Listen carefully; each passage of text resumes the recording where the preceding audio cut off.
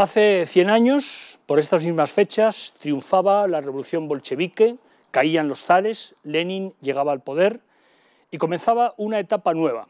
Ellos querían construir un hombre nuevo y un paraíso sin clases, pero lo que construyeron no tuvo nada que ver. 70 años de imperio soviético, más de 70 años de imperio del crimen y de la mentira. Y un montón de víctimas, unas cifras verdaderamente escalofriantes. Es el legado que nos deja el comunismo en el siglo XX. Alrededor de 100 millones de muertos, de los cuales 65 en China. Se habla poco del comunismo chino, pero daría mucho que hablar. 20 millones en Rusia, 2 millones solo en Camboya, la Camboya de los Jemeres Rojos de Pol Pot. Muertos en Corea, muertos en África, en Asia, en Europa del Este, no hay que olvidarla, 1 millón también es la cifra que se baraja. La Guerra Fría, el mundo dividido en dos bloques, el peligro de guerra nuclear. En fin, el legado de aquel paraíso sin clases, la verdad es que es escalofriante. Nosotros en Actual ya dedicamos un encuentro actual a los 100 años del comunismo, pero esta vez vamos a hablar de la huella del comunismo en España, no hay que olvidarla, la huella terrible, negativa del comunismo. En el año 1921, solo 4 años después del triunfo de la Revolución Rusa, se crea el Partido Comunista de España, que tiene además la intención de adherirse a la Internacional Comunista de Lenin. Después, el comunismo español tiene un papel decisivo en la Segunda República, en las elecciones de febrero del 36 con el Frente Popular y en la terrible violencia y represión de la Guerra Civil. Las checas, Paracuellos, la gran matanza de Paracuellos, que es como el paradigma del comunismo, con 4.000 víctimas mortales, son las últimas cifras de las que a continuación vamos a hablar.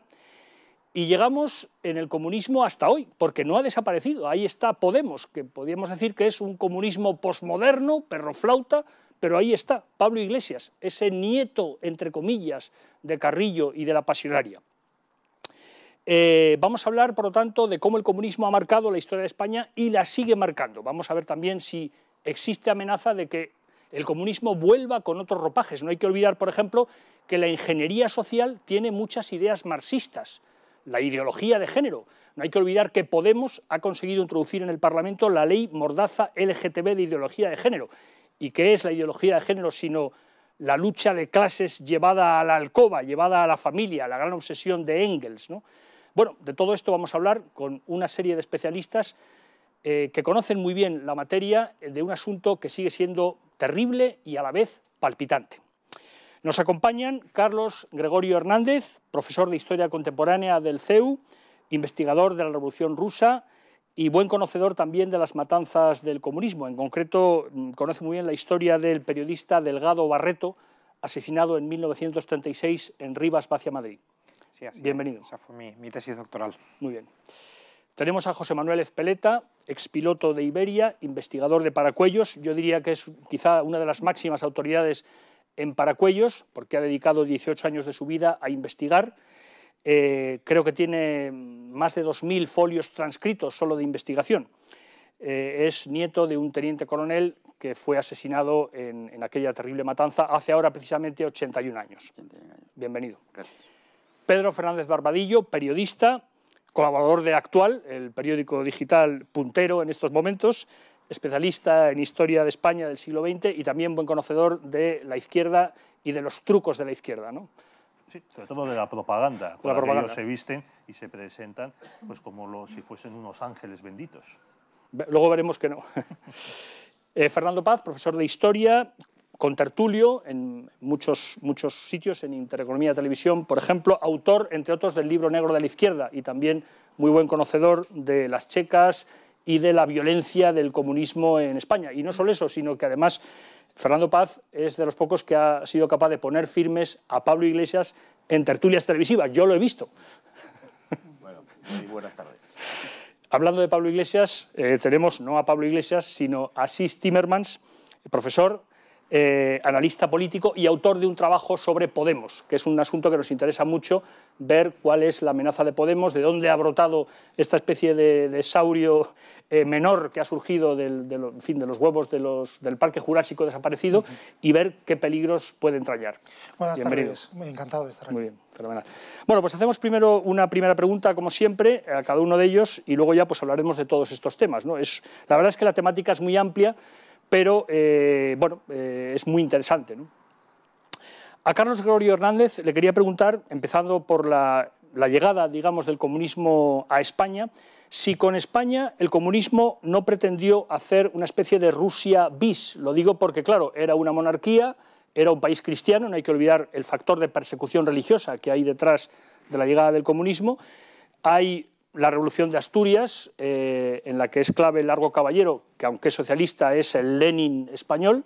O sea, ¿hasta qué punto aquello no fue España una especie de intento por parte del comunismo de repetir Rusia, solo unos 16 o 17 años después de la Revolución? Cualquier país donde se extendió el comunismo quiso ser en el fondo una réplica de lo que había sido Rusia y es totalmente verídico, es decir, cualquier país, Corea, usted ha nombrado antes varios lugares de Asia o de África, en todos los casos Rusia era el modelo.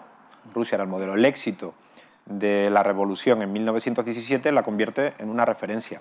Allí se crea la Internacional Comunista, que va a servir a ese objetivo. Y España obviamente está en esa ruta de trabajo. Muy bien. José Manuel Ezpeleta, bueno, su tema, desde luego que es para Cuello, se puede decir que es el paradigma del comunismo. Algún autor ha llegado a hablar de algo así como de Katyn a la española, ¿no? Por el tema de las fosas de Katyn, donde fueron asesinados soldados polacos masacrados por Stalin, ¿no? ¿Para Cuellos realmente se podía calificar de genocidio? Exactamente, o sea, para Cuellos al final va a ser la punta de lanza de todo el sistema soviético implantado en España a través del Partido Comunista, los gobiernos del año 36, los gobiernos de la República, de Giral y de Largo Caballero, y digamos que va a ser la cúspide de todo ese aparato, como he dicho, que va a terminar en una represión que, aunque entonces el delito de genocidio no estaba tipificado, pero se puede clasificar de esa manera. Al final, la cifra parece que es de 4.000 en números redondos, ¿no? De muertos. Sí, yo tengo investigados y totalmente documentados, ando alrededor de los 4.000 en números redondos, más 800 personas de otros lugares inhumadas en el cementerio y asesinadas en la misma época. Pero en Paracuellos, igual que en otros lugares anteriormente, se ve perfectamente las directrices soviéticas implantadas en España y asumidas por las autoridades republicanas.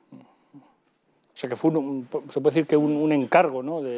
Sí, conforme iba avanzando la guerra, a partir del 18 de julio se va viendo cómo las directrices, que al principio eran vagas, difusas, se van centrando, se van concretando, hasta que se llega a poner en marcha todo el aparato que en la retaguardia hace falta para llevar a cabo estos asesinatos en grandes grupos y en masa, que va a durar no solamente en el 36, sino también en el 37, aunque de menor manera, aunque de menor número. Muy bien. Luego volveremos a Paracuellos. A Pedro Fernández Barbadillo le quería preguntar un poco, conectando con la época actual, ¿no? Dice, bueno, a pesar de todo lo que estamos oyendo, a pesar de los millones de muertos, de las checas, de la persecución, etcétera, de las torturas, a pesar de todo eso, el comunismo sigue teniendo prestigio, ¿no? En nuestra época, ¿no? Cuando usted y yo estudiamos en la universidad, yo un poco antes y usted un poco después, parece que una señal de prestigio era ser comunista entre los estudiantes o ser trosco, ¿no? Era como una especie de aureola. Y curiosamente, ahora mismo, Podemos tiene un cierto ascendiente sobre muchos estudiantes. Claro, ¿qué explicación tiene eso? ¿Es miopía? ¿Es ingenuidad juvenil? ¿Por qué el comunismo sigue siendo algo romántico para la gente joven?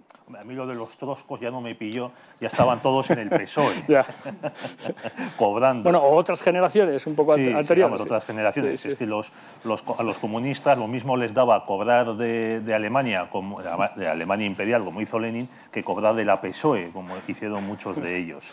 Yo creo que el comunismo pues, Se ha disfrazado, no es algo tan brutal, tan despiadado, algo que pretenda crear un hombre nuevo sobre charcos de sangre, como era antiguamente, hasta poco después de la muerte de Stalin, sino que estamos viendo que Podemos hoy se viste con la tricolor republicana, incluso con la camiseta de la supuesta selección de fútbol de la época, porque estamos en un momento, pues, vamos a decir, blandito, buenista, de esto que le llamaban antes soft, y entonces todo lo que traía el comunismo, el plan quinquenal, el gulag, las chimeneas y demás, no gusta. Eso incluso se ve, vamos, ya que hablamos de recuerdos personales, yo pues en los años 70 y 80, Herri Batasuna hacía carteles pues, con obreros, con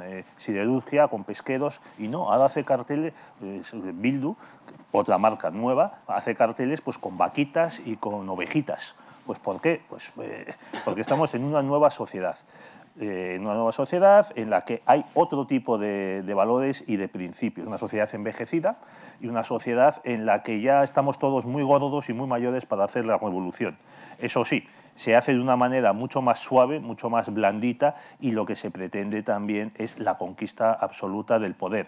Y en este proceso que usted ha mencionado ha sido muy importante el blanqueamiento en los últimos 40, 50 años de toda la época de la República y de la Guerra Civil, con una nueva división entre buenos y malos, más tajante que la que pudiese haber en los últimos años del franquismo, y en la que ha colaborado siempre tan inteligentemente pues esta derecha de blandiblup que tenemos.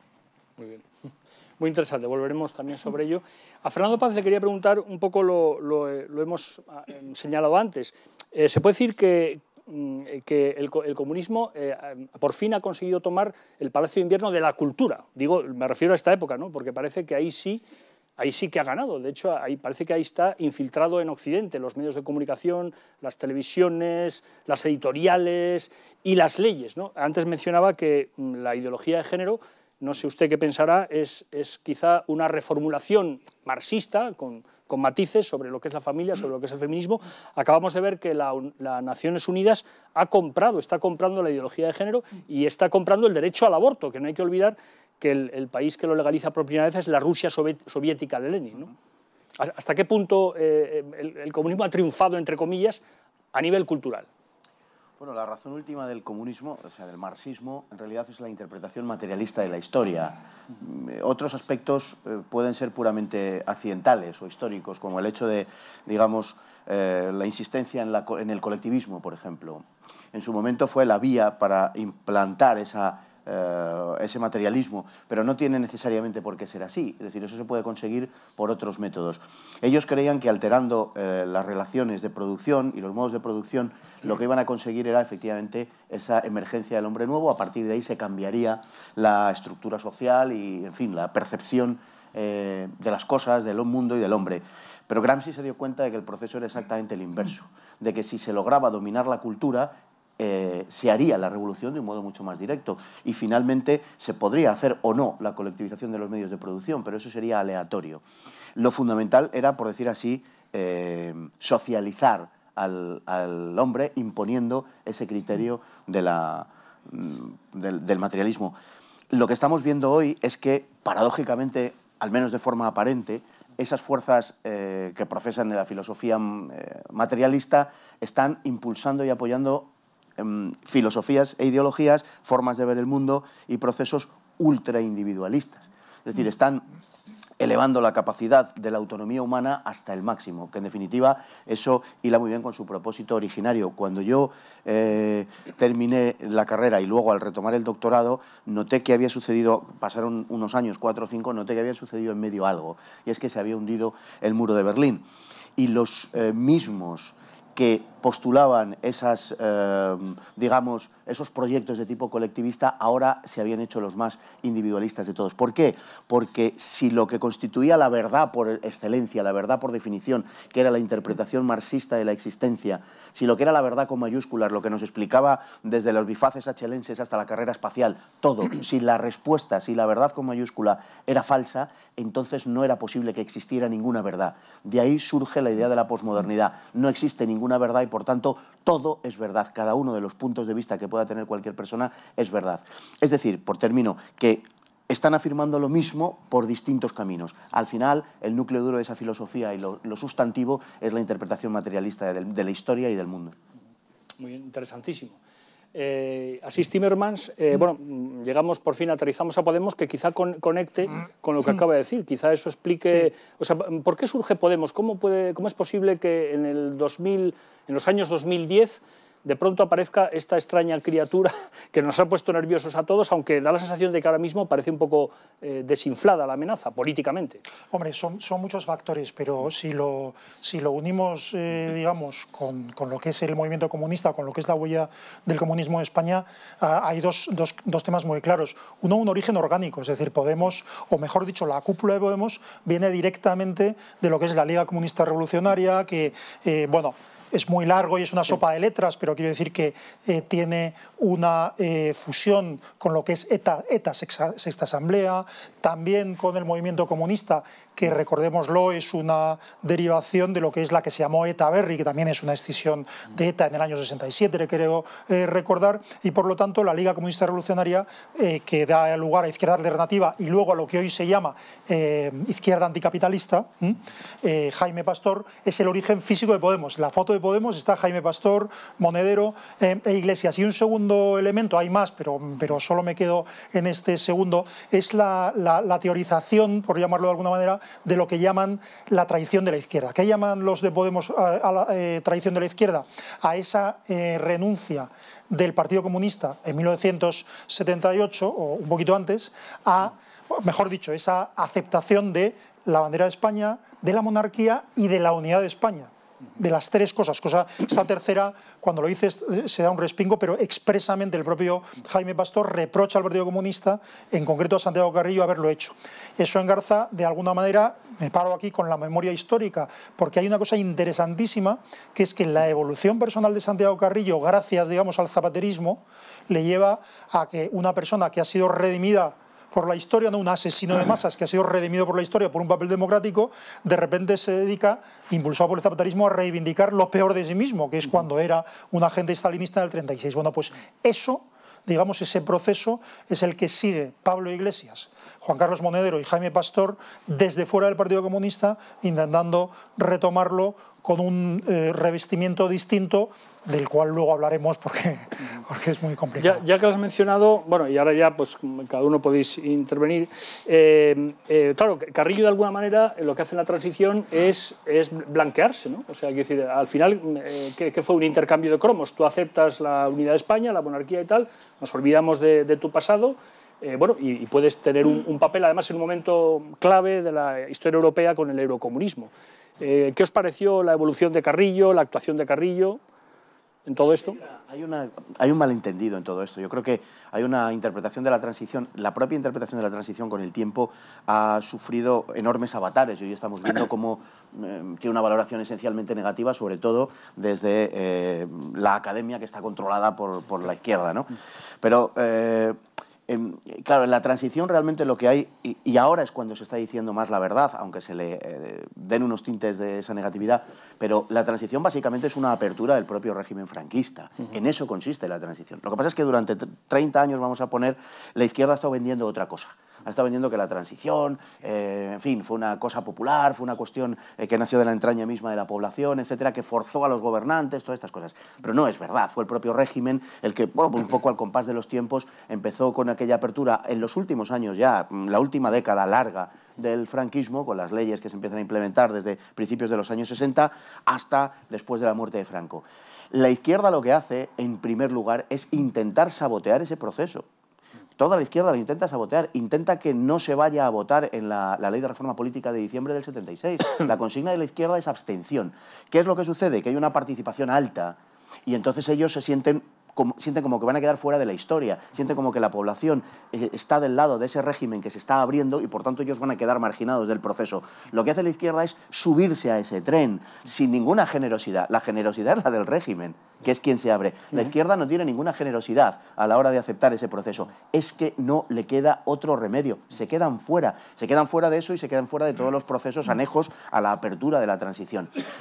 Por tanto, esa es la realidad histórica, ¿no? Que parece que ya empiezan a aceptar, aunque ahora es para acusar a quienes hicieron la transición de ser vigilados por los militares, etcétera, y todas estas cosas, ¿no?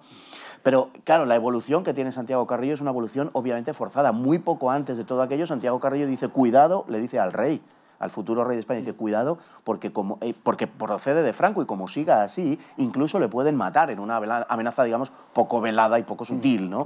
Y Santiago Carrillo entonces muta a partir de ahí porque entiende la necesidad de entrar en esa evolución, de entrar en la apertura que ha hecho del régimen.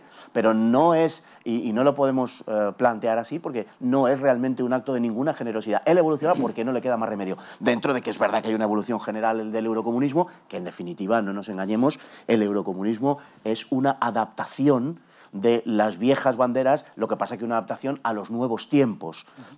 El Partido Comunista está cobrando de la Unión Soviética hasta 1991. Es decir, cuando ya se ha caído el muro de Berlín y cuando el Kremlin está arriando la bandera. El Partido Comunista de Julio Anguita está cobrando hasta 1991 del Kremlin. Lo que hay es una adaptación a los tiempos y en gran parte eso es lo que es Podemos. Hay una frase de Pablo Iglesias que al margen de todo define muy bien al personaje y que yo he citado en más de una ocasión. Pablo Iglesias dice, y creo que esto es muy significativo, en fin, perdón por lo grosero del lenguaje, para follar hay que desnudarse, pero para ligar hay que vestirse. Pues en eso es en lo que están. En un programa de La Tuerca, sí, señor, lo dice adelante, explicando el leninismo, así explica él, explica el leninismo. De Santiago Carrillo es otra muestra del triunfo de las tesis de Antonio Gramsci en la posguerra en Europa occidental, como ante el equilibrio de poderes, de fuerzas, el comunismo se viste, incluso hay unos comunistas buenos que se enfrentan a los comunistas malos que están en Moscú, unos comunistas malos, malísimos, de película de James Bond. Y aquí tenemos comunistas buenos que incluso llegan a ser hasta patriotas, e incluso defienden la permanencia de sus países, como en el caso de Italia, en la OTAN. Pero se ha comentado que si Carrillo había sido agente stalinista en el año 36. Bueno, es que fue agente stalinista hasta que murió Stalin. O sea, la dureza de Carrillo, que no pisó jamás un frente de batalla más que para hacerse fotos, fue tal que estando ya en los años 40, durante la Segunda Guerra Mundial, él desde Moscú y desde París ordena a sus camaradas penetrar en España, la operación Reconquista famosa, la toma del Valle de Arán, que es un fracaso porque se despliega el ejército, creo que dirigido por el general Moscardó, y ahí les vencen, y Stalin ordena al final del año 45, 47, 48, desmantelar las guerrillas que había en España. Y entonces Santiago Carrillo da la orden de incluso hacer matar a los que se resistían a ello. Incluso manda sicarios a matar a gente dentro de España, gente que desde la óptica del Partido Comunista se estaba jugando la vida luchando contra el régimen franquista. En el año 56 el PC, visto que no puede con el franquismo por la vía, digamos decir, militar, pues aplica una nueva vía. En junio del 36 presenta su proyecto de reconciliación nacional, en el que, por cierto, ya mantiene una interpretación de la guerra civil que sigue en Podemos, que la guerra civil es un invento de Franco y de unos malos malísimos, una burguesía egoísta y reaccionaria, mientras que la que para una república laica, progresista, avanzada y demás. Entonces, aunque el PC mantiene presenta en el año 56 esta visión suya de la reconciliación nacional, sigue manteniendo bajo mano, bajo la mesa, unos métodos violentos con infiltración de agitadores en los años 60 y hasta los 70. Incluso parte de ETA en Madrid encuentra cobijo en grupos comunistas, como el caso del atentado de la calle Correo y Eva Forest. ¿Qué es lo que le lleva a Carrillo digamos, a blanquearse? Hombre, por un lado, como se ha mencionado ya, el interés de los propios el propio régimen franquista que está mutando, Rey Juan Carlos, Adolfo Suárez, Torcuato Fernández Miranda, de tener una izquierda con la que presionar al PSOE. También creación en parte del propio régimen y de poderes extranjeros como Estados Unidos y Alemania Occidental. Porque el PSOE de Felipe González incluso es partidario de no legalizar al PC en las primeras elecciones para captar todo ese voto de izquierdas. Para que no legalizaran el Partido Comunista. Y luego, ¿qué hace Carrillo? Carrillo se da cuenta de que la única manera que tiene de volver a España y de participar en el juego es aceptando lo que aquí se ha dicho, o sea, la unidad de España, la monarquía y la bandera nacional. El reproche que le hace la extrema izquierda ahora, Podemos, al PC, yo creo que es un reproche un poco... hombre, dentro de esta visión de que lo importante es la propaganda es comprensible, pero es un reproche que no tiene base histórica, porque el PC se presenta a 2 elecciones consecutivas pluralistas, las del 77 y las del 79, y es tercer partido con 20 y tantos escaños, a 4 o 5 millones de votos del Partido Socialista. José Manuel, ¿ibas a decir? Lo que quería decir era que, siguiendo con la figura de Carrillo, es que cuando llega el 18 de julio, él estaba fuera, estaba en Francia, viene corriendo a España, llega... Él se va... Perdón, en ese momento era muy joven, ¿no? Sí, tenía 20, 21 años, 20, 21 años, creo recordar, o 22 recién cumplidos, 21 era. Sí, tenía un largo recorrido ya. Pero él va a ser el mamporrero de la Cominter en España a partir del 18 de julio, porque, y una vez que llega ya a Madrid, porque él va a ser el que, como jefe de las Juventudes Socialistas Unificadas, y a la vez obedeciendo desde el Partido Comunista, aunque él era socialista de carne, va a ser el que va a tomar una serie de directrices de hacer purgas, no solamente en Madrid y Madrid provincia, sino en provincias de los alrededores. Entonces ahí nos encontramos cómo empieza su actividad hacia a primeros de agosto del 36, cómo va a participar en checas, cómo va a participar en de forma muy civilina, pero, digamos, dictando órdenes a sus camaradas de las Juventudes Socialistas y Comunistas que se hacen dueños de una de las galerías de la cárcel Modelo a partir del 22 y 23 de agosto del 36, cuando el famoso incendio, que es cuando se toma la cárcel por las milicias, cómo ahí van a ser depurados cantidad de gente, no presos, sino oficiales de prisiones, que unos habían militado en Falange, otros habían militado en las filas trotskistas, otros habían militado en el Partido Comunista y por diferentes razones se habían salido antes de llegar la Guerra Civil y van a ser represaliados, que muchos de ellos, o algunos de ellos, van a ser fusilados luego en diferentes sitios como es Aravaca, Paracuellos, etc. Es decir, él se va a convertir en el mamporrero de esa represión que él, una vez que llega ya el embajador soviético y va a recibir las directrices directas de José Díaz a través de Mige, Santiago Mige, no, José Mige, bueno, y otras personalidades soviéticas, va a estar en íntima relación con esos miembros de los asesores soviéticos, incluido Mikhail Kostov, etcétera, etcétera, y Kleber, etcétera. Y es el que va a teledirigir la represión soviética en España. ¿A través de qué? De los partidos políticos, de los sindicatos de la época, y a su vez es el que va a montar toda ese aparato, digamos, que va a funcionar de forma paralela a la Dirección General de Seguridad, puesto que él va a montar una con la Junta de Defensa de Madrid, va a actuar de forma paralela y es el que va a, digamos, a ponerse las medallas ante la Unión Soviética de que él ha sido el gran represor de la quinta columna. ¿Qué pasa? Que él va a tener un problema con la CNT y en el 24 de diciembre del 36 va a ser cesado, deja su cargo, que va a ser reemplazado por José Cazorla, que era el segundo de a bordo, y a partir de ahí él se va a dedicar fundamentalmente al tema de propaganda política, pero dentro del partido. Él es el que va a mover los hilos para que, en resumidas cuentas, el Partido Comunista de España, con Pasionaria a la cabeza, José Díaz a la cabeza, sean, digamos, los grandes artífices para la caída de Largo Caballero, que ya no les interesaba, puesto que se había enfrentado a través del embajador con Stalin, ya en febrero del 37. En resumidas cuentas, es el gran artífice de cómo maneja la sala de máquinas de toda la represión republicana durante prácticamente el 36. Me gustaría, al hilo de esto, que nos comentarais, los expertos, los conocedores, también para que la gente lo sepa bien, cómo fue lo de Paracuellos, cómo funcionaban las checas, o sea, porque ahí, claro, era fusilada mucha gente sin garantías jurídicas de ninguna clase, sin cargos. ¿Cómo era el proceso? El tema de Paracuellos, como de Aravaca, como de otros sitios, en Madrid provincia, estaba íntimamente relacionado con el tema de las checas. Y a su vez, es decir, no se entiende Paracuellos sin el tema de las checas. ¿Por qué digo esto? Pues porque hubo cantidad de gente republicana, o bien de sindicatos como la CNT, o bien como de la UGT, que por ejemplo están en Paracuellos. Sí.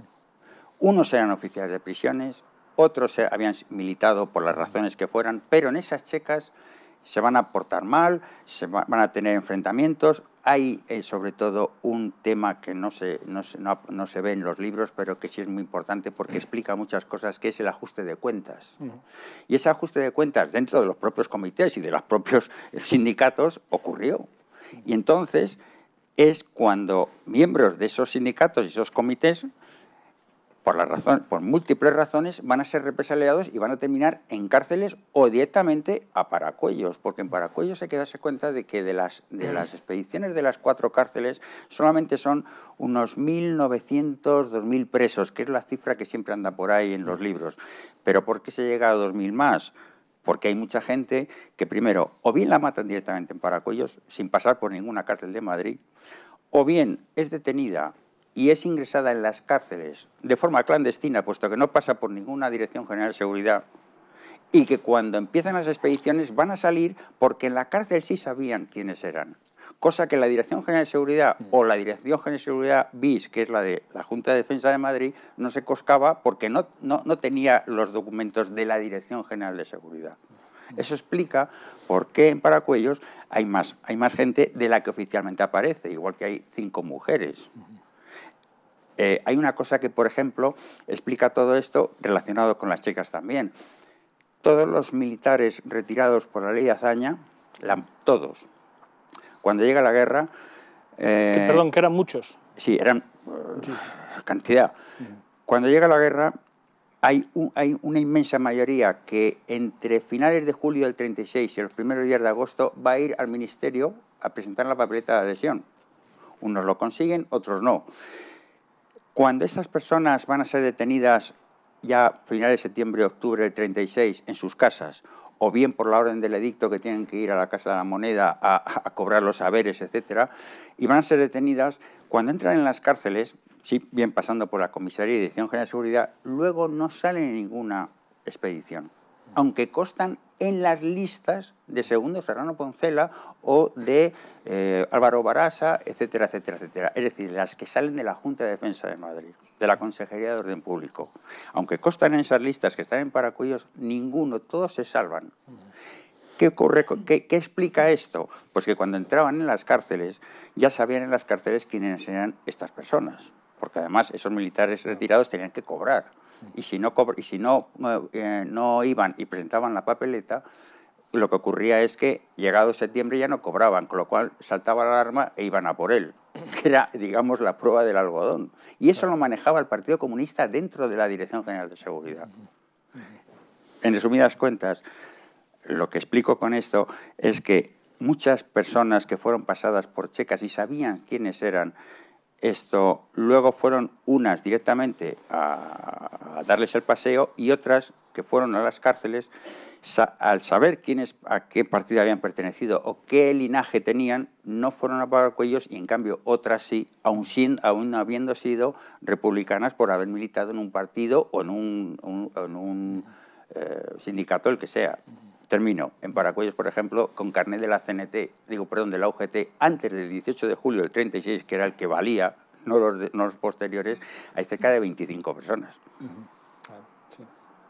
Es decir, no solamente hay mártires y religiosos, hay de todas las condiciones. Y las 5 mujeres que cuando se hicieron las exhumaciones aparecieron, cuando se hicieron los movimientos de terreno en el 42, para hacer la actual capilla y todo esto, aparecieron los restos, no están identificadas, están los informes forenses. Yo he logrado averiguar quiénes eran 4 de esas 5 mujeres, pero son esposas de personas que llevaron a fusilar allí de pueblos cercanos. Había también niños, ¿no? Bastantes niños, ¿no? O sea, menores de los 21 años, que era entonces la mayoría de edad, pues sí, hay 800 y pico tengo contabilizados, y los más pequeños son de 13 o 14 años. ¿Qué justificación puede tener eso?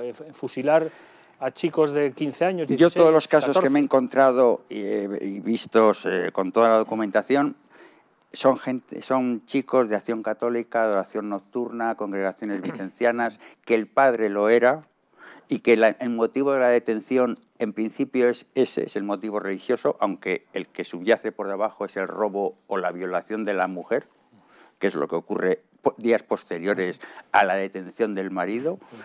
Ese marido con los hijos va a ser detenido, va a pasar por la Dirección General de Seguridad o comisaría, donde sea, va a terminar en una cárcel. Ahí van a ir los hijos, van a estar conviviendo en la misma celda con 5 o 6 personas más. En definitiva, hay celdas donde hay documentación, donde en la celda hay hasta 9 personas. En una celda de una de las cárceles, aunque las otras eran prisiones o conventos habitados para prisiones.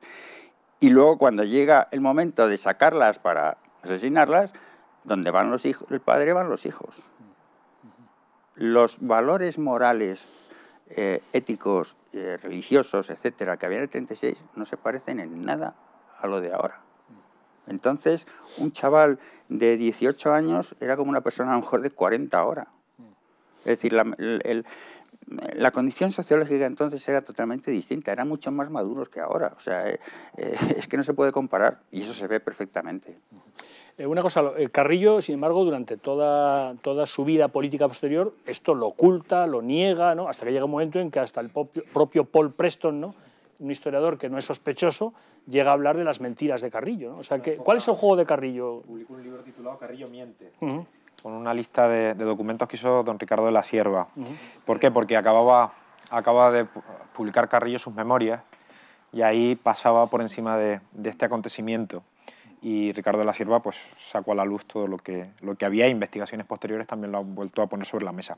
Para mí una de las características del comunismo, sobre todo el leninismo históricamente, es el pragmatismo. Lenin era un gran conocedor de la teoría, pero sobre todo era muy pragmático, muy consciente de la realidad para cambiar. Y eso también se podría decir sobre Santiago Carrillo, sobre el comunismo español en algunos momentos, e incluso sobre Podemos, es decir, la capacidad de adaptarse a la realidad para mutar. Antes ha dicho Fernando que en el fondo es el régimen el que se abre, pero también había una necesidad del régimen de una izquierda que le diera legitimidad. Es decir, hay una relación binaria entre este régimen que quiere construir una democracia a la europea y una izquierda que también quiere participar del poder, como también ha señalado Pedro hace unos minutos.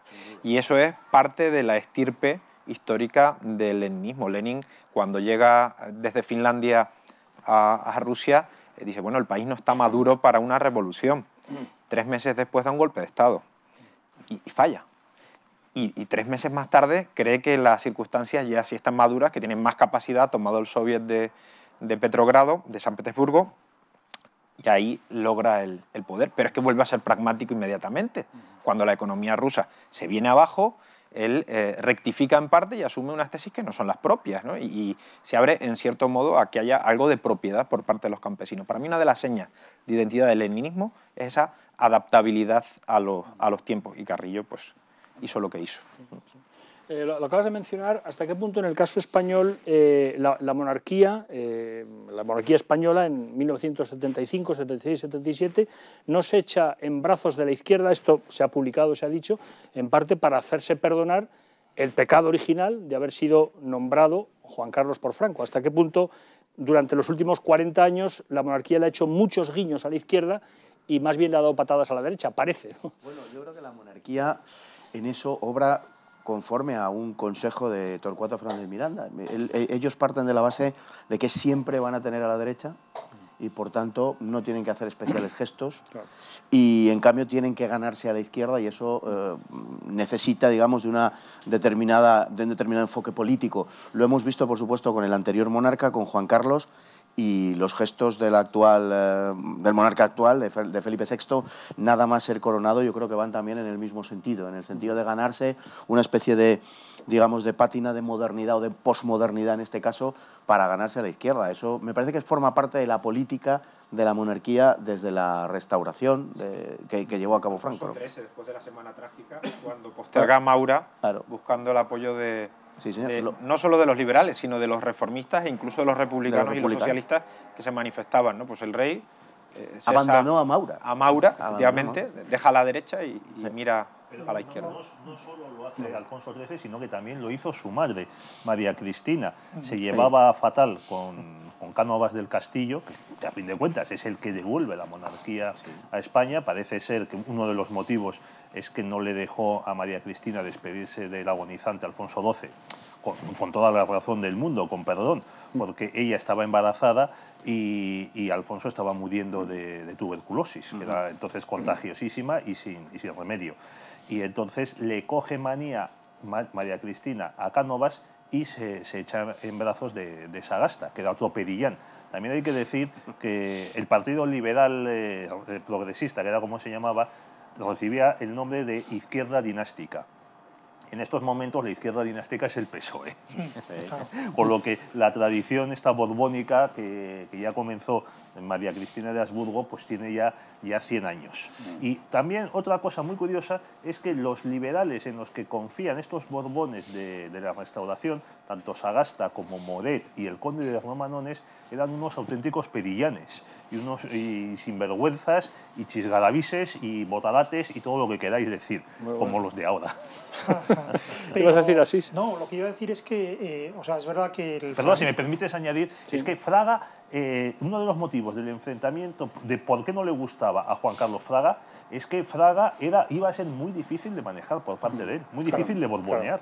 Es que no le dejaba hablar. Y ahora no voy a hacer yo lo mismo contigo, pero no le dejaba hablar. Claro. Es verdad, ¿eh? Sí. Claro, es que Fraga era mucho Fraga, ¿no? Sí, pero no, que digo que, es decir, que el franquismo, porque es el franquismo, pacta con Carrillo, que yo creo que sigo insistiendo en que es un buen negocio para Carrillo, personalmente, ¿no? ¿El franquismo? ¿Sí? No, el lavar sus culpas, el que una persona que intenta aparentar el que ha sido una fabricación, su leyenda negra ha sido una fabricación del franquismo. Sin embargo, cuanto más se escarba en la historia de Carrillo, pues más moderado parece casi el franquismo en sus apreciaciones. Pero a lo que voy es que eso que parece la izquierda en España es el Partido Comunista, por lo que sea, pero es el Partido Comunista, y sin embargo es casi una pregunta más que un comentario a los expertos. Eso no parece tolerable, pues por una parte por los Estados Unidos y por otra parte por las fundaciones alemanas que dan dinero a todos, absolutamente a todos. Entonces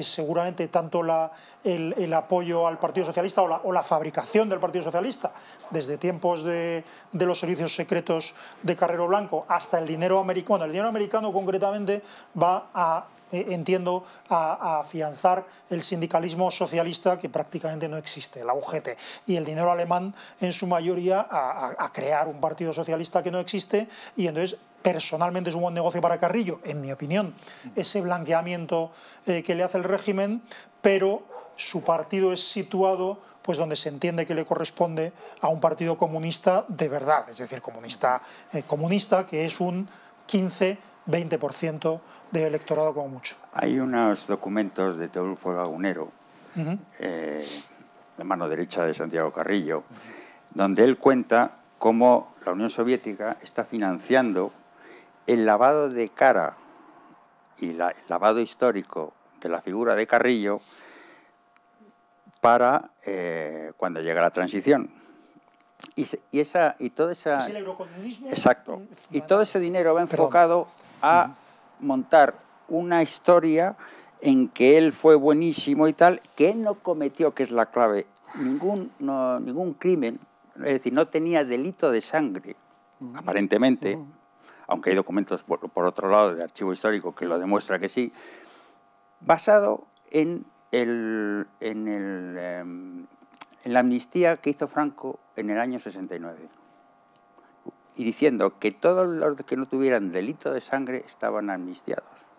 En el 69. Perdón, eso que acaba de decir es muy poco conocido. La gente se cree que la amnistía fue en el 77 con la llegada de la democracia, pero no saben que Franco... En el año 69 hay una amnistía por parte de Franco que viene como consecuencia de las amnistías que había habido entonces, de redención de penas, etcétera, etcétera, etcétera. Pero desemboca... 40, Exacto, pero desemboca en el 69. En el 69 ya se dice todo el que no tenga delito de sangre, digamos que está libre de polvo y paja. Bueno, a partir de ese momento es cuando Lagunero empieza a mover los hilos y él lo cuenta en unos documentos, que recibe cantidad de dinero de la Unión Soviética para lavar la imagen de Santiago Carrillo para prepararlo para el día que Franco falleciera. Es que el 69 lo que quedan eximidos son todas las responsabilidades de la guerra.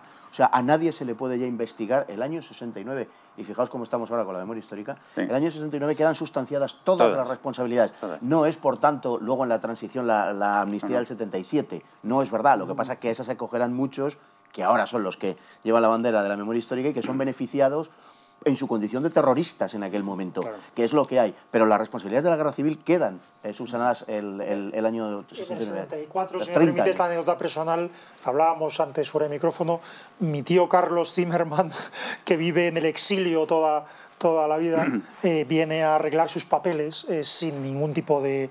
a pesar de haber sido un alto dirigente de la FAI, de la CNT en Jaén, viene a España tranquilamente porque ya lo que tiene es que arreglar sus papeles, pero sin ningún miedo de ninguna represión política en el sentido... Ahí entra de lleno la figura de Fraga Iribarne, que fue, digamos, la gran figura que montó todo el aparato de forma clandestina dentro del régimen para todo aquel republicano exiliado, militar o no militar, etcétera, etcétera, pudiera, si lo solicitaba, venir a España y quedarse si quería. Y así vinieron cantidad, es que la reconciliación, Vicente Rojo, por ejemplo, la reconciliación empieza entonces. Que nadie se acuerda de él, o otros tantos. O sea, el general Rojo, que fue un personaje clave en la República, un alto mando, fue otro militar de la República. Solamente hay que leer no solamente sus libros, sino sus documentos que están en archivo histórico. Y ahí te va contando todo, aunque todos fueron defenestrados, la mayoría fueron defenestrados cuando empieza el exilio, a no ser que fueran del Partido Comunista, con carné, o del Partido Socialista, con carné. Porque alguno del Partido Comunista, Valentín González, claro, campesino, pero eso viene después. Pero eso va a venir después. Yo estoy hablando de los primeros años 40. Prueba de ello es que el que no tenía carné del Partido Comunista o Socialista no se podía acoger al auxilio del Jare o del Sere, que forma Prieto o Negrín, tanto desde Londres como de Estados como desde México. No se va a haber beneficiado. Y entonces van a ir todos purulando ahí como pueden por diferentes países sudamericanos hasta que, bueno, pues unos van a fallecer, como es el caso de Segundo Serrano Poncela, que fue defenestrado y muere al final dando clases en Venezuela. Y como él, cantidad, Margarita Nelken, otro personaje, aunque va a ser defenestrada después y purgada después por el Partido Comunista, etcétera, pero es la tónica. Y cuando se había hecho este esfuerzo de reconciliación y de olvido, lo de 1969 de Franco, lo de la amnistía del 77, etcétera, ¿qué interés puede tener alguien en sacar la memoria histórica ya en el siglo XXI? La memoria histórica es de 2000, es de Zapatero, ¿no? Es muy simple de deslegitimación del adversario. Claro, pero ya se había olvidado todo y de hecho mucha gente ya ni siquiera estaba. No es del todo cierto. Por eso. Hombre, si me permites añadir... ¿Por qué la memoria histórica? A ver, en sus memorias, Simeón de Bulgaria, que estuvo exiliado en España y está casado con una española, él habla un poco de la memoria histórica y dice, hombre, qué casualidad que se empieza a hablar de la memoria histórica y se pinta, por ejemplo, él dice de su padre su padre no permitió que se deportasen judíos de Alemania. Y sin embargo, ahora a mi padre y a su gobierno se le acusa de haber colaborado con los nazis y tal, cuando mi padre se muere de un infarto de la tensión que tenía después de haberse reunido con Hitler en el verano del 44, que vuelve tal. Él niega que se le envenenase y demás. Y dice, ¿por qué esto ahora, tantos años después? Dice, hombre, qué curioso, cuando han muerto todos los testigos de la época, porque es más fácil inventarte una mentira cuando no existe gente que la pueda refutar. O sea, en los años 80 el PSOE o el PC no podían sacar la memoria histórica porque había mucha gente que les podía decir esto no fue así, yo lo viví, tal, o incluso en sus propias familias. Ahora, en cambio, la memoria histórica es un vehículo ideológico sencillísimo para dividir el país en buenos y malos. Solo un apunte, el dinero, parte del dinero de la memoria histórica, de la ley de memoria histórica, por ejemplo, entre otros muchísimos ejemplos, vosotros conoceréis muchos más, es el que permite en la Facultad de Ciencias Políticas de la Complutense pues hacer actos financiados directamente con cargo a la ley de memoria histórica pues a los fundadores de Podemos, entre otros. Y es un comodín que legitima de modo definitivo, digamos, la hegemonía cultural de un determinado espectro ideológico sobre el conjunto de la sociedad. Y además, en fin, a través de unos mecanismos que son profundamente perversos y totalitarios, como es el hecho de que un parlamento pueda determinar lo que es verdad y lo que no es verdad y cuáles son los límites hasta donde se puede investigar, lo que se puede afirmar y lo que no se puede afirmar. Eso es una cosa que fuera de los países, en fin, de las dictaduras más radicales de tipo marxista no se ha conocido nunca.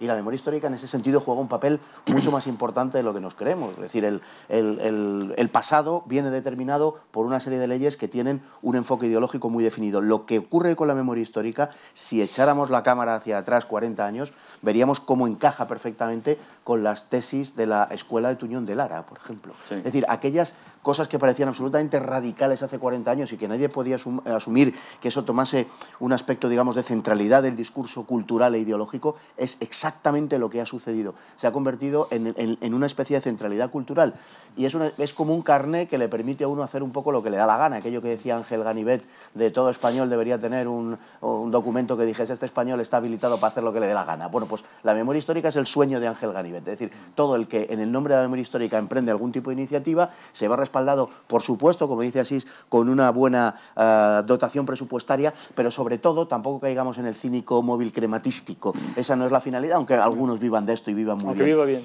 Viva muy bien. Es una cuestión puramente ideológica. Simplemente, si me permitís, un testimonio personal de cuando empezó toda esta historia en los últimos años. Estaba yo en el doctorado de la Facultad de Historia de la Complutense y tuve ocasión de, en fin, de hablar con algunas de estas personas que eran compañeros míos de doctorado, y una de esas personas me dijo en cierta ocasión, venimos del fin de semana de estar excavando y tal en una localidad determinada de Extremadura. Es decir, nos hemos encontrado con entre 12 y 14 cadáveres que presumimos que la mayoría de ellos, si no todos, son víctimas de la violencia y tal, de la guerra civil, de fusilamientos y tal.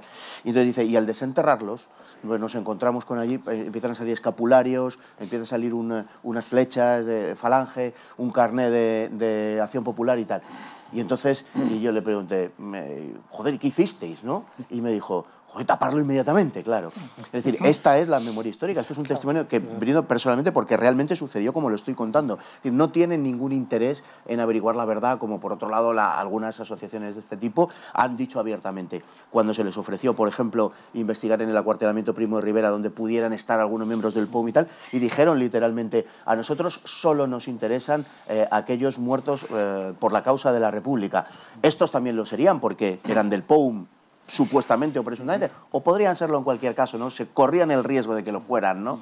Y claro, eso no les interesaba. Es decir, ellos lo han expuesto de una forma muy abierta y sin tapujos. No les interesan más que un determinado tipo de muertos. Esa es la memoria que quieren construir. Eso que tú decías lo he vivido yo 2 veces in situ. Y, por ejemplo, si uno coge, se mete en Internet, se mete en Google y pone fosas del fascismo o de fosas franquistas, sí. Hay unas páginas que son de la península ibérica con los puntos donde está todo lleno de fosas. Habla de 14.000 o no sé cuánto, una cifra así, creo recordar. En Tías está Paracuellos. Está para cuello. Está para cuellos. No se quedan ahí, José Eso Manuel. lo he visto hace un mes y medio, no sé si lo habrán corregido. Pero está, entonces, a la hora de... Claro, a la hora de presentar a Garzón, cuando Garzón empezó con todo esto, las víctimas y tal, eran unas cifras enormes. Ahí hay gente del otro lado. Claro. Pero a mí me gustaría añadir otro ejemplo de cómo no se está buscando la verdad histórica, sino una verdad política, una verdad con consecuencias políticas. Hace esta misma semana pues he leído una noticia de un periódico andaluz que se había descubierto, se estaba excavando una fosa en Cádiz con varias docenas de oficiales y marinería de la base naval de Cádiz, atribuidos, que fueron pues, fusilados por los sublevados en los primeros meses de la guerra. Y no voy a entrar si sí o si no o tal. Bueno, pues estos de la memoria histórica que hablan de que hay en España 100 y pico mil muertos desaparecidos en las cunetas, que somos el segundo país del mundo con más desaparecidos en las cunetas después de Camboya, esta fosa está en un cementerio municipal.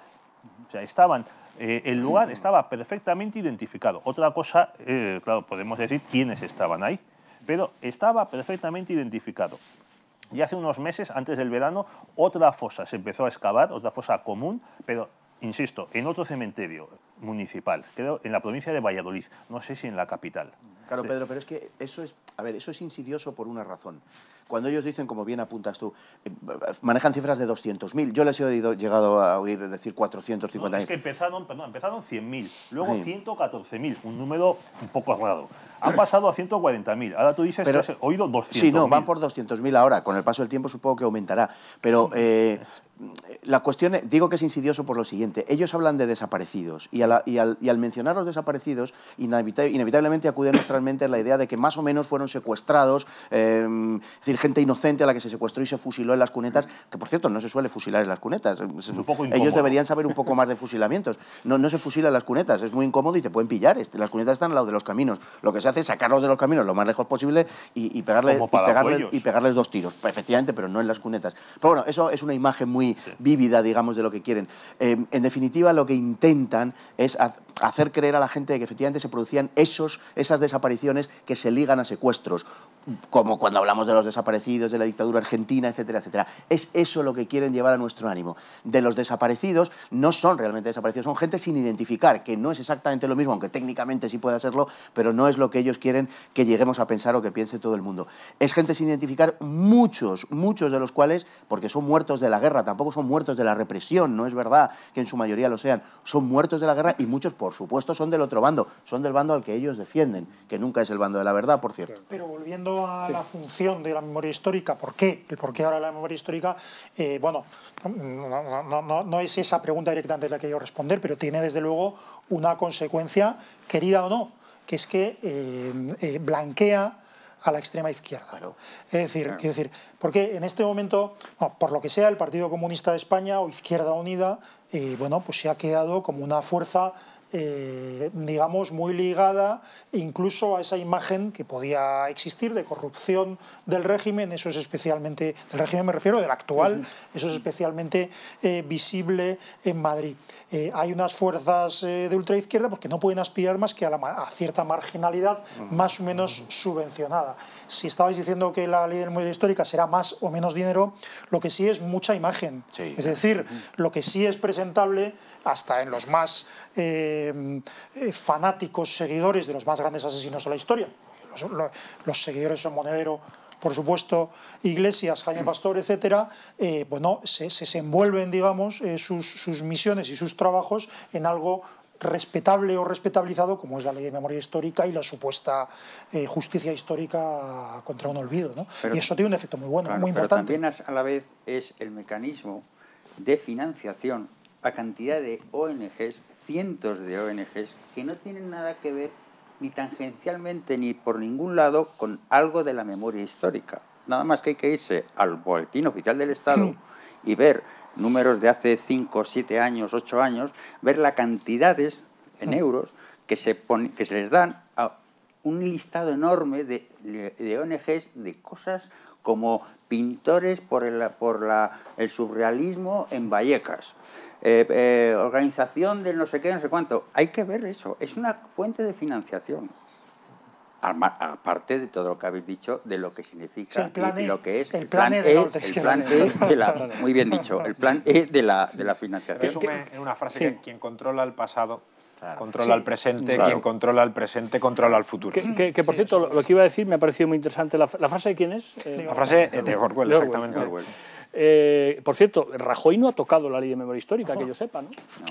¿Por qué no lo ha tocado? Ni lo ha querido.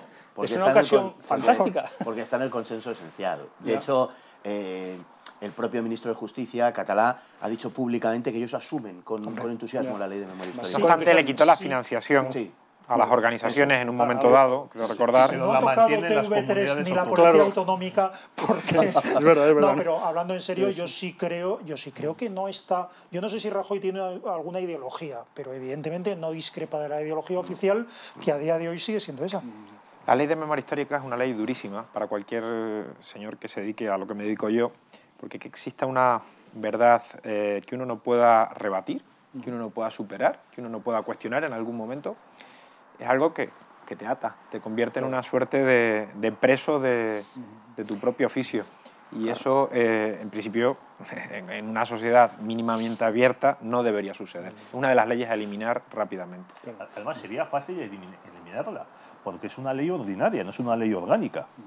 O sea, no necesita mayoría absoluta en el Congreso, no necesita informes previos, etcétera, etcétera.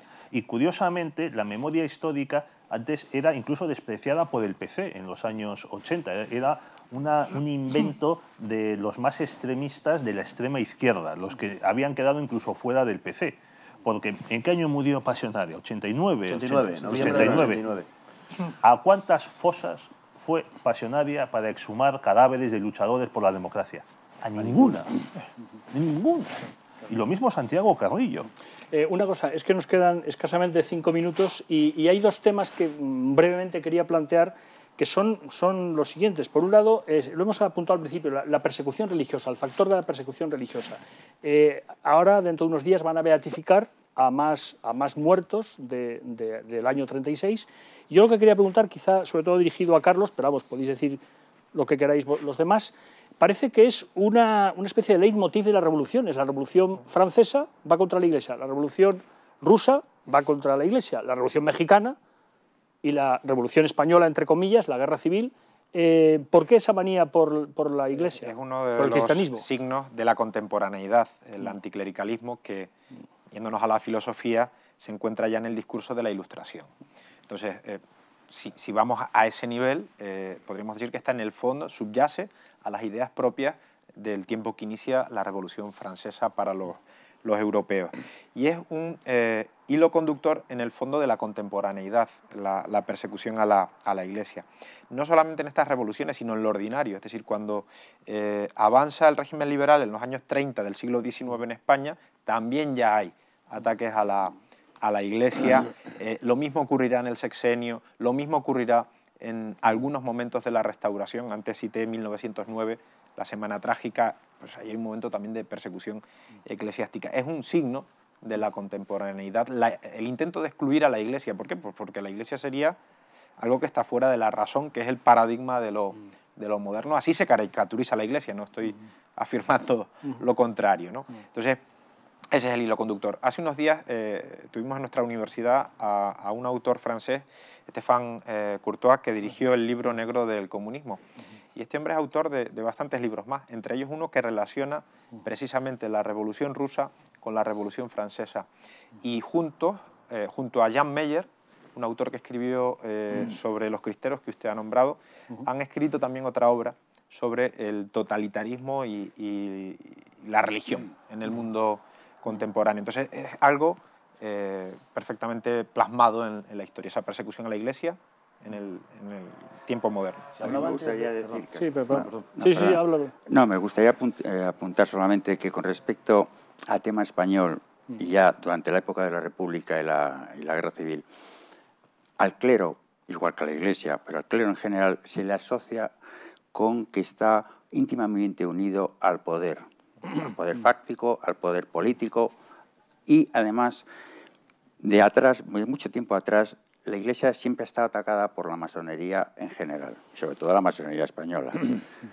Entonces, una vez que se desata ya la guerra civil, digamos que el anticlericalismo toma unos caracteres muy especiales, tanto en el sentido de iconoclasta como en el sentido personal y colectivo. Entonces, lo que se muestra es una venganza que viene arrastrada desde siglos atrás, pero sobre todo desde los últimos 30, 40 años, es decir, desde el principio del siglo XX, porque a la Iglesia y a los religiosos y sacerdotes se asocia fundamentalmente la gente humilde, la gente pobre, la gente de clase baja, la asocia con que está adoctrinando a sus hijos y a sus familias, puesto que eran los encargados de la enseñanza pública. Entonces, todos estos factores que estoy apuntando y muchos más son los que van a, digamos, a conformar esa persecución dentro de la guerra civil contra el clero. Fundamentalmente contra el clero y también las monjas, vamos. Pero son estos factores, y la masonería en particular. No, quería simplemente rematar con que antes había salido el término, había flotado el término genocidio, ¿no? Para puntualizar una cosa que viene al hilo precisamente de lo que se acaba de decir. El genocidio no es una matanza masiva, o no es una matanza colectiva. El genocidio necesita, para ser calificado de tal, de unas determinadas características que están tipificadas en el derecho internacional y que nace en los años 30, por cierto, en una reunión que tuvo lugar en Madrid, pero, en fin, eso es otra cuestión. Quien lo desarrolla es Raphael Lemkin. Bueno, entre las características que son necesarias y que están admitidas hoy para considerar algo genocida, no se da ningún hecho en la Guerra Civil Española que se pueda calificar de genocidio, pese a la memoria histórica, no es verdad, y necesita de la liquidación de un grupo social determinado por razones ideológicas, por razones sociales o por razones religiosas. Ahí está. El único genocidio que se produce en la Guerra Civil Española es el que se perpetra contra los católicos.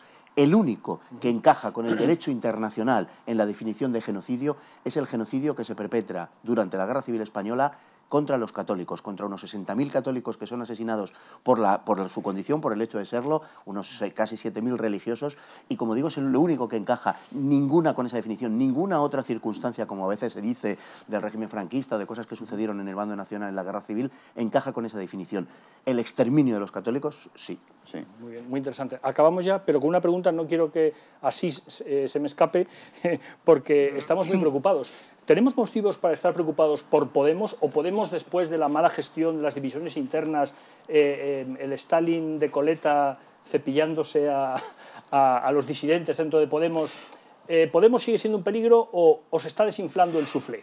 Hombre, que yo conozca las motivaciones de Podemos mejor que la media de la gente, porque les he estudiado, no quiere decir que sea el mejor analista de la situación actual. Dicho esto, hombre, yo creo que Podemos se está desinflando porque su planteamiento estratégico, por llamarle así, era muy difícil si no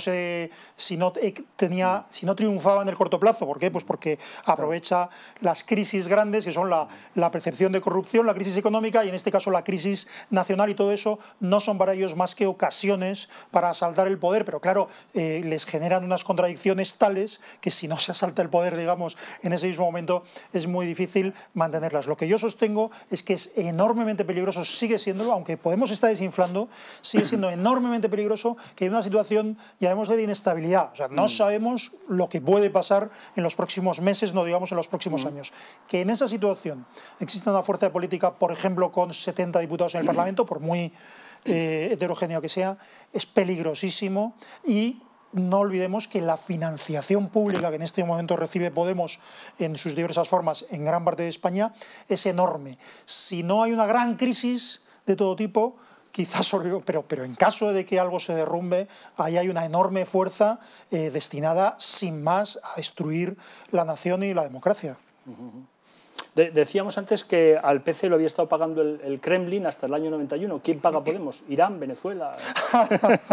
Los pagos de Venezuela han sido públicos porque, en fin, entre otras cosas, las $425.000, bueno, no da tiempo a hablarlo, pero son cosas evidentes, han sido públicos. Los de Irán es una forma de colaboración que también es pública, en el sentido que es una colaboración con la televisión iraní, pero es que en este momento gran parte de los medios de Podemos los pagamos tú y yo, Alfonso. Quiero decir que es que en este momento es una fuerza subvencionada en muchos lugares. Bueno, luego hay otras cosas, porque hay un crowdfunding ahí que fue muy conocido, que se supone que le hace no tener dependencia de los bancos a Podemos, y ese crowdfunding, en fin, en cuanto se ha examinado, dejémoslo aquí, no está mi abogado presente, que es muy discutible que responda a la realidad. Pero en este momento a Podemos les financiamos usted y yo. Uf, qué horror. Pues nada. Lo que está saliendo de los ayuntamientos, Sí. están troceando contratos Sin duda. y se los dan a los amiguetes. Bueno, pues volveremos con este tema. La verdad es que es apasionante, no tenemos más tiempo. Muchas gracias a Carlos, muchas gracias José Manuel, muchas gracias Pedro, muchas gracias Fernando. Un placer. Muchas gracias Asís y, bueno, y a todos ustedes. Esta tertulia tan interesante sobre un tema inacabable, pero como estamos viendo, francamente preocupante. Posiblemente la próxima vez que nos veamos hablemos de otro tema no menos palpitante y no menos preocupante, el futuro de Cataluña. A ver qué pasa. Muchas gracias.